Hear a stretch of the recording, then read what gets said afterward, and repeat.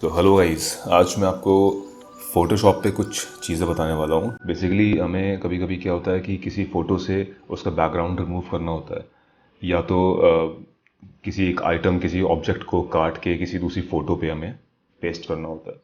तो ये सब चीज़ें कैसे करते हैं, ये बहुत ही ईजी तरीके से मैं आपको आज समझाता हूँ। तो सबसे पहले हम लोग ओपन करते हैं फ़ोटोशॉप CS3 एक्सटेंडेड, यहाँ पर आप देख रहे हैं।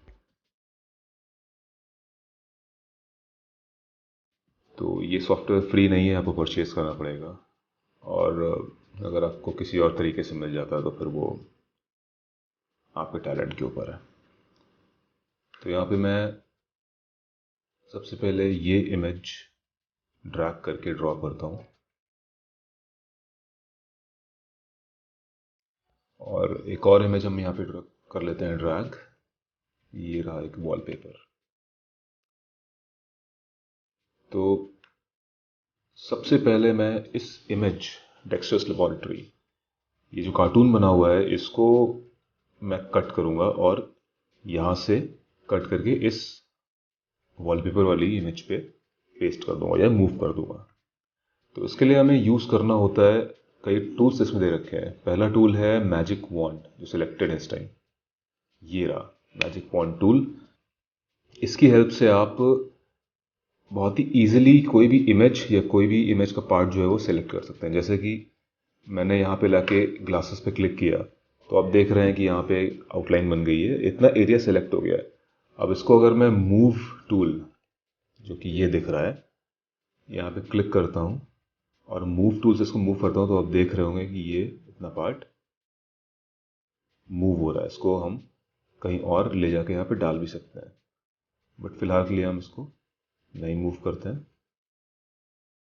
कंट्रोल ऑल्ट और जेड से अंडू कर दिया, तो ये अपनी जगह पे वापस सेट हो गया है। तो कंट्रोल डी दबाने से डीसेलेक्ट हो गया है। अब मैं आपको दिखाता हूँ कि ये हम सेलेक्ट कैसे करेंगे। अब सबसे पहले जो डेक्स्टर्स लेबोरेटरी ऊपर लिखे दिख रहा है, इसको हम हटा देते हैं। तो इमेज को हम क्रॉप कर लेते हैं।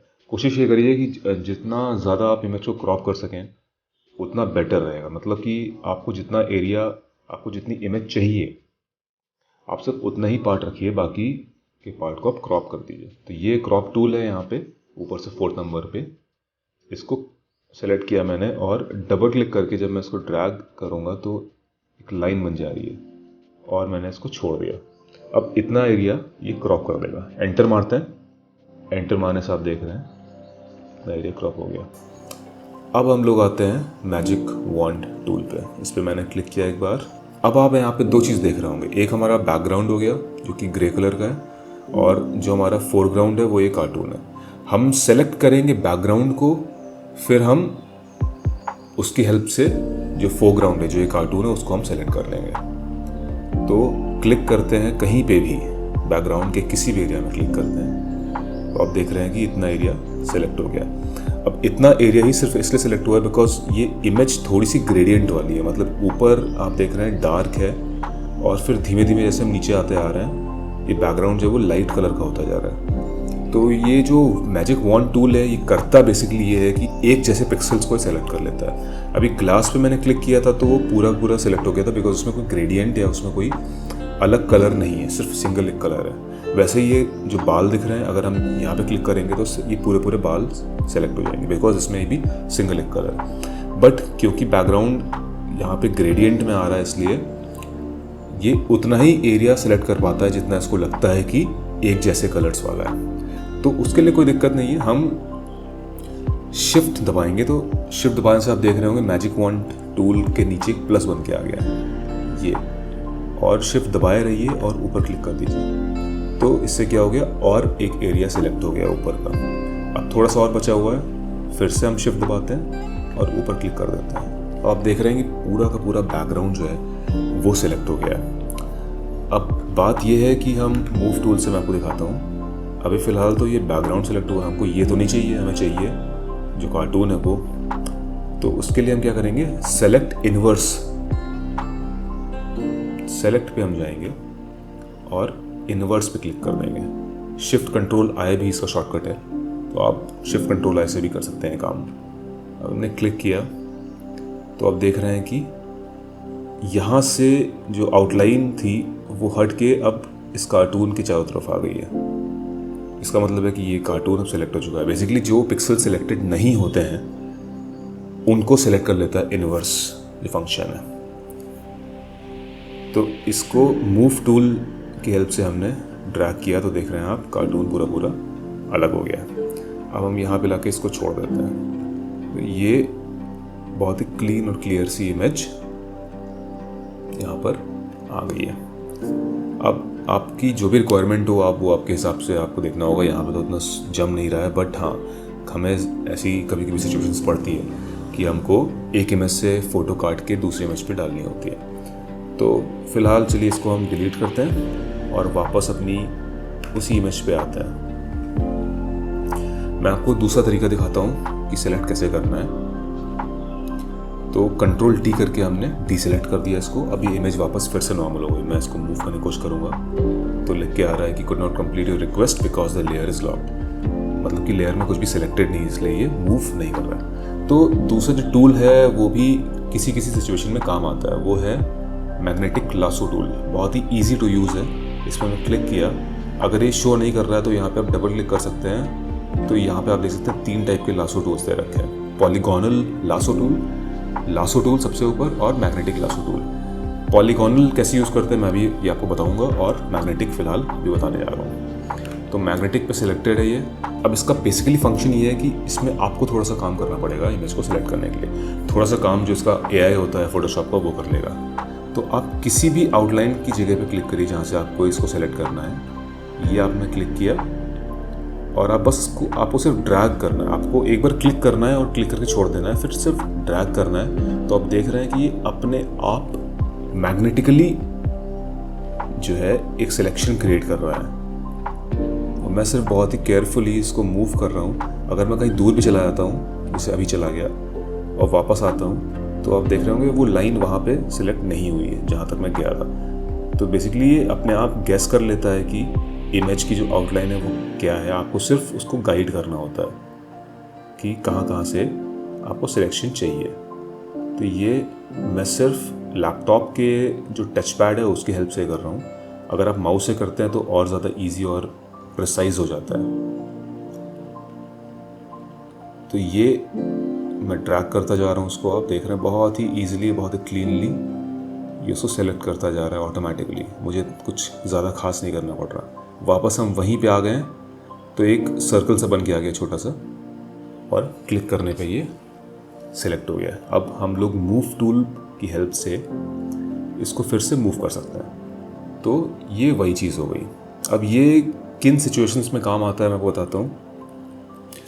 जिस इमेज में आप जो है मैजिक वॉन्ड को यूज़ नहीं कर सकते हैं, जैसे कि बैकग्राउंड में काफ़ी ज़्यादा चीज़ें हैं, एलिमेंट्स हैं, कोई इमेज है, कोई फ़ोटो है, तो उसमें मैजिक वॉन्ड काम नहीं आएगा। मैजिक वॉन्ड काम आता है सिर्फ और सिर्फ ऐसी सर्फेसेस पे, ऐसी इमेजेस में जहाँ पे कलर्स यूनिफॉर्म होते हैं, एक जैसे कलर्स होता है, वहाँ पे मैजिक वॉन्ड ज़्यादा यूज़फुल रहता है। तो ऐसी ट्रिकी सिचुएशंस में जहाँ पे मैजिक वॉन्ड आप यूज़ नहीं कर सकते, वहाँ पे आप मैग्नेटिक लासो टूल यूज़ कर सकते हैं। और एक और चीज़, अगर आपको ज़्यादा कंट्रोल चाहिए, ज़्यादा कस्टम तरीके से आप सेलेक्ट करना चाहते हैं, तो आप पॉलीगोनल लासो टूल का यूज़ कर सकते हैं, जो कि ये है। मैंने सेलेक्ट कर लिया है। अब यहाँ पे आपको काम सारा खुद से करना पड़ेगा। मतलब ये अपने आप जो इमेज है उसको सेलेक्ट नहीं करेगा। आप जहाँ जहाँ पे कर्सर ले जाएंगे वहाँ सेलेक्ट करता जाएगा। तो इससे मैंने इसको क्लिक किया, आप देख रहे हैं एक स्ट्रेट लाइन क्रिएट कर रहा है। मैं जहाँ पे लाके इसको क्लिक करूँगा, ये वहाँ पे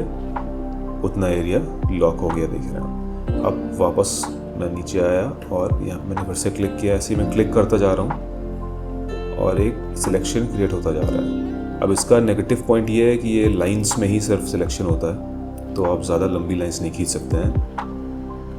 आपको छोटे छोटे सेक्शंस में काम करना होगा अगर इमेज कर्व्ड है। तो अगर स्ट्रेट लाइन है जैसे ये, तो आप सीधी लाइन खींच सकते हैं। अब यहाँ पे देख रहे हैं कि इसको चाहिए प्रिसाइज मूवमेंट। अगर मैं कहीं और ऐसे ले आके क्लिक कर देता हूँ तो ये उतना एरिया भी सिलेक्ट कर ले रहा है। तो इसका बेसिकली काम ये है कि आपको अगर कंट्रोल चाहिए कंप्लीट, आप चाहते हैं कि आप इमेज को सिलेक्ट करें अपने हिसाब से, तो उसके लिए ये बेटर रहता है।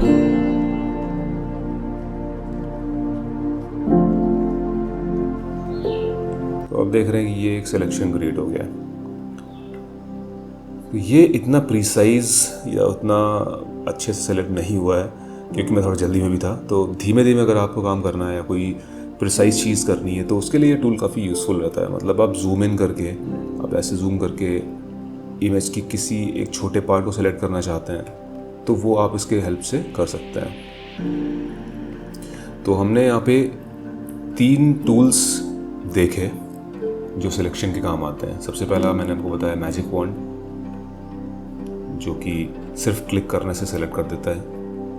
फिर मैंने आपको बताया मैग्नेटिक लासो टूल, जो कि अपने आप सिलेक्शन कर लेता है, आपको सिर्फ गाइड करना होता है। और तीसरा मैंने आपको बताया पॉलीगोनल लासो टूल, जो कि कंप्लीटली आपको कंट्रोल देता है सेलेक्ट करने के लिए। जो तीसरा यहाँ पे टूल है लासो टूल, वो फ्री फॉर्म टूल है।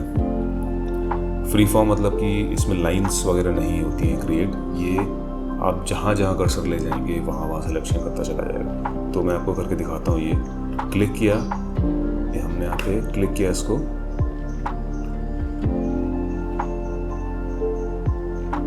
और क्लिक करते करते मैं इसको ड्रॉ कर रहा हूँ। बेसिकली इसे पेंसिल से आप ड्रॉ करते हैं पेपर पे, कुछ वैसा ही। तो इसके लिए आपको माउस चाहिए। आप ये मोबाइल या आप लैपटॉप के टच पैड से इस चीज़ को नहीं कर सकते हैं क्योंकि टच पैड इतने प्रिसाइज नहीं होता है। तो ये बहुत ही गंदा सा मैंने सिलेक्शन एक कर दिया, बट इससे आपको पता चल गया होगा कि ये टूल क्या करता है। तो इस इमेज को हम कर देते हैं क्लोज।